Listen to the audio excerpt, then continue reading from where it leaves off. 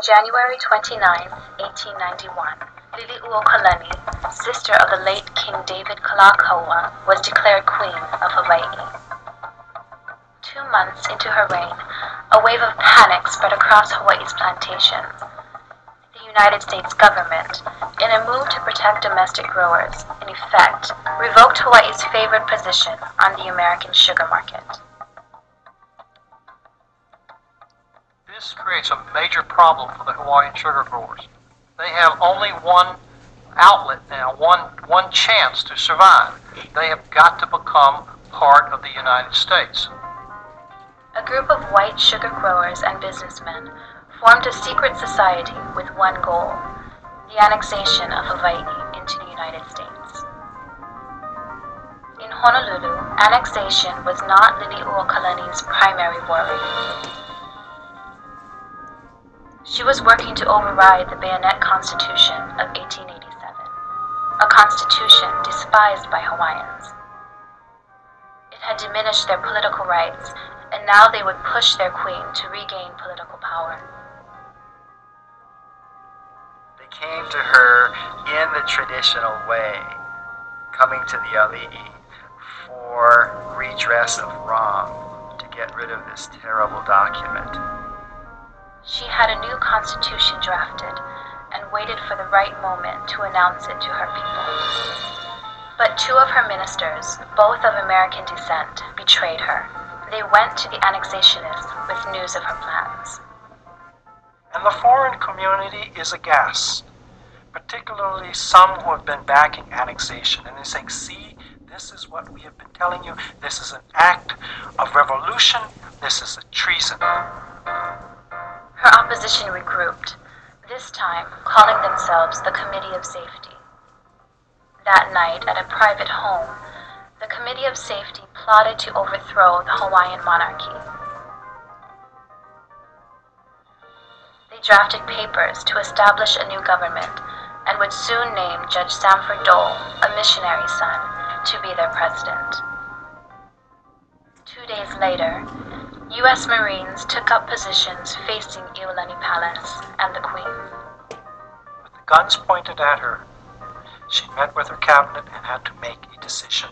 And after great deliberation, she surrendered to the United States of America, not to the provisional government that was established there, but to the United States of America.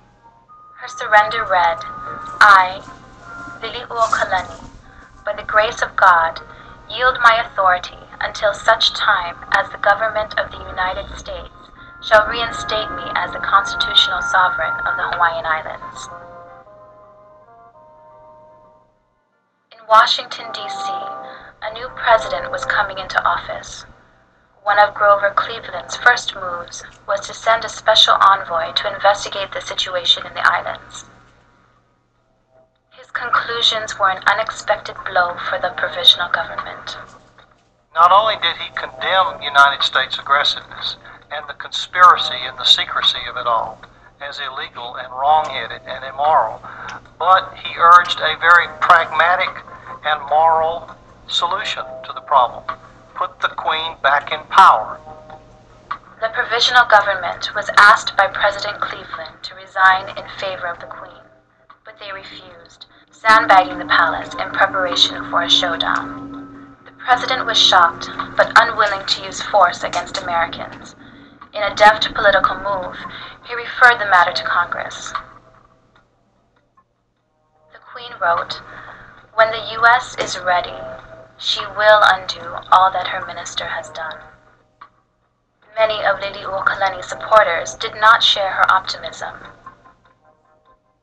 In 1895, Robert Wilcox helped to lead a covert operation to restore the Queen to power, but his actions would only make matters worse. Accused of knowing about the plot, Liliuokalani was brought to the palace, where she would be held to await trial. She wrote, the only charge against me really was that of being a queen. The object was evidently to humiliate me, to make me break down in the presence of the staring crowd. But in this, they were disappointed. Liliuokalani was sentenced to 5 years of hard labor and fined $5,000. Neither was ever imposed, but she would be imprisoned in a small room on the second floor of the palace.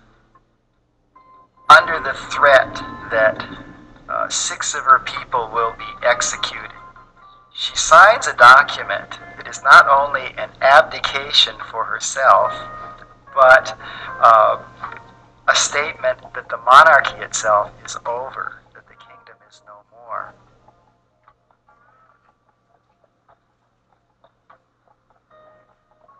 The news strikes the Hawaiian people with great force because to them she was still queen.